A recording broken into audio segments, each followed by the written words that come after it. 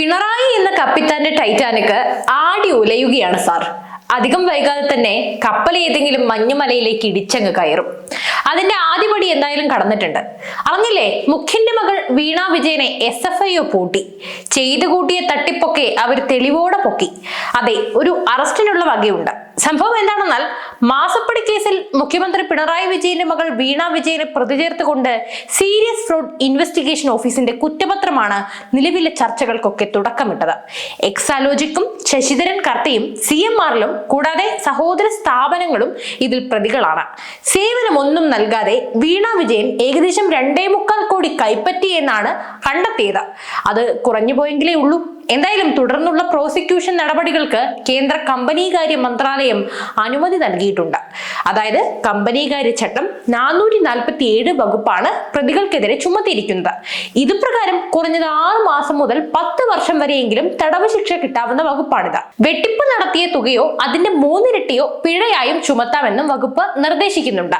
എന്തായാലും 10 വർഷം തടവൊന്നും കിട്ടിയിട്ടില്ലെങ്കിലും അറസ്റ്റിനുള്ള വകയെങ്കിലും ഉണ്ടല്ലോ എന്ന് നമുക്ക് ആശ്വസിക്കാം.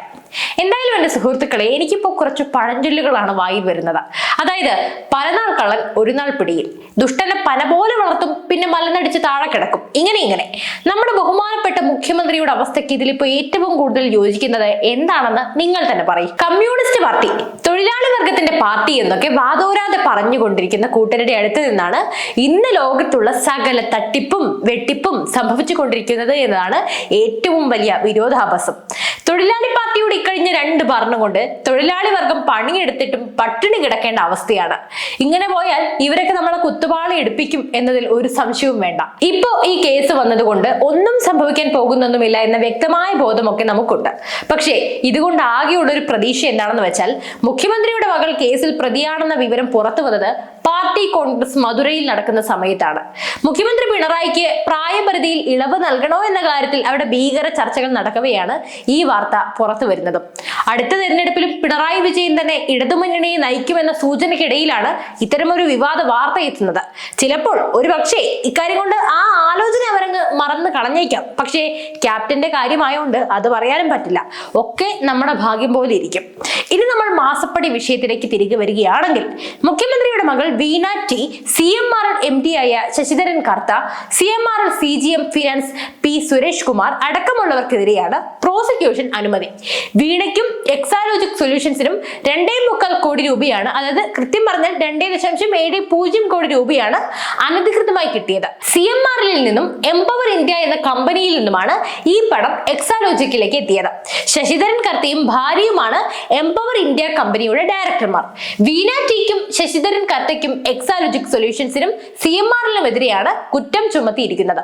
അതേസമയം കൊച്ചിയിലെ കോടതി വഴി വിചാരണ നടപടികളിലേക്കാവും ഇനി കടക്കുക. വീണ ഉൾപ്പെടെയുള്ള പ്രതികൾക്ക് ഉടൻ തന്നെ സമൻസ് അയക്കുകയും ചെയ്യും. ശശിധരൻ കർത്തയ്ക്കും CMRL ഡയറക്ടർ ബോർഡ് അംഗങ്ങൾക്കുമെതിരെ വേറെയും കുറ്റങ്ങൾ ചുമത്തിയിട്ടുമുണ്ട്. 182 കോടി രൂപയുടെ വെട്ടിപ്പ് CMRL നടന്നു എന്നാണ് കണ്ടെത്തലുകൾ. ഇല്ലാത്ത ചെലവുകൾ പെരുപ്പിച്ചു കാട്ടി കൃത്രിമ ബില്ലുകൾ തയ്യാറാക്കിയാണ് വെട്ടിപ്പ് നടത്തിയത് മുഴുവനും. Nipuna international private limited, Sasja India private limited എന്നീ കമ്പനികൾ വഴിയാണ് വെട്ടിപ്പ് നടത്തിയത്. ഈ 2 കമ്പനികളുടെയും ഡയറക്ടർമാർ ശശിധരൻ കർത്തയുടെ കുടുംബാംഗങ്ങളാണ്. 2024 ജനുവരിയിൽ തുടങ്ങിയ അന്വേഷണത്തിലാണ് 14 മാസങ്ങൾക്ക് ശേഷം ഏറ്റവും പ്രധാനപ്പെട്ട നീക്കം നടക്കുന്നത്. ആദ്യം ആദായ നികുതി വകുപ്പ് ഇന്ററിം സെറ്റിൽമെന്റ് ബോർഡും പിന്നെ ROCയും ശരിവെച്ച മാസപ്പടിയാണ് ഇപ്പോൾ SFIO അന്വേഷണത്തിലൂടെ തെളിയുന്നത്.